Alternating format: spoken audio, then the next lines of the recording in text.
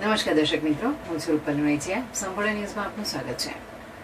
સુઈગામ નજીક નડાબેટ રોડ પર અંદાજે ₹17 કરોડથી વધુના ખર્ચે નિર્માણાધીન નવી સરકારી કોલેજના બાંધકામની ગુણવત્તા અંગે સ્થાનિક સ્તરે સવાલો ઉભા થયા છે.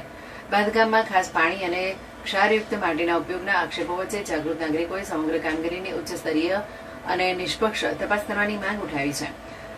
સ્થાનિક સ્ત્રોતો અને નાગરિકોના જણાવ્યા મુજબ કોલેજનું બાંધકામ ક્ષારવાળી જમીન પર થઈ રહ્યું છે. પાયાના ખોદકામ દરમિયાન જમીનમાંથી ખરાશયુક્ત પાણી બહાર આવતું હોવા છતાં તેનો યોગ્ય નિકાલ કર્યા વગર પીસીસી સહિતની કામગીરી કરવામાં આવતી હોવાના આક્ષેપો કરવામાં આવી રહ્યા છે. બાંધકામ ક્ષેત્રના જાણકારોના મતે આવા સંજોગોમાં જરૂરી તકેદારી ન રાખવામાં આવે તો ભવિષ્યમાં માળખાની ગુણવત્તા અને ટકાઉપણું અસરગ્રસ્ત થઈ શકે છે.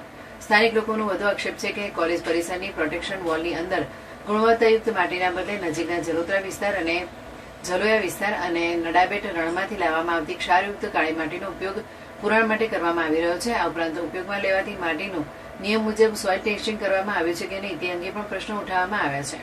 ચર્ચા મુજબ પરિવહન ખર્ચ અને રોયલ્ટી બચાવવા માટે નજીકના વિસ્તારોમાંથી માટી લાવવામાં આવી રહી હોવાના આક્ષેપો સામે આવ્યા છે. જોકે આ અંગે સંબંધિત તંત્ર તરફથી કોઈ સત્તાવાર પુષ્ટિ કરવામાં આવી નથી. સ્થાનિક નાગરિકોએ માંગ કરી છે કે સમગ્ર બાંધકામની ઉચ્ચ સ્તરીય તપાસ કરવામાં આવે તેમજ વપરાતી માટી, પાણી અને અન્ય સામગ્રીના નમૂનાઓનું લેબોરેટરી પરીક્ષણ કરાવી સોઇલ ટેસ્ટ, ગુણવત્તા નિયંત્રણ અને ટેકનિકલ ધોરણોના પાલનની ચકાસણી કરવામાં આવે.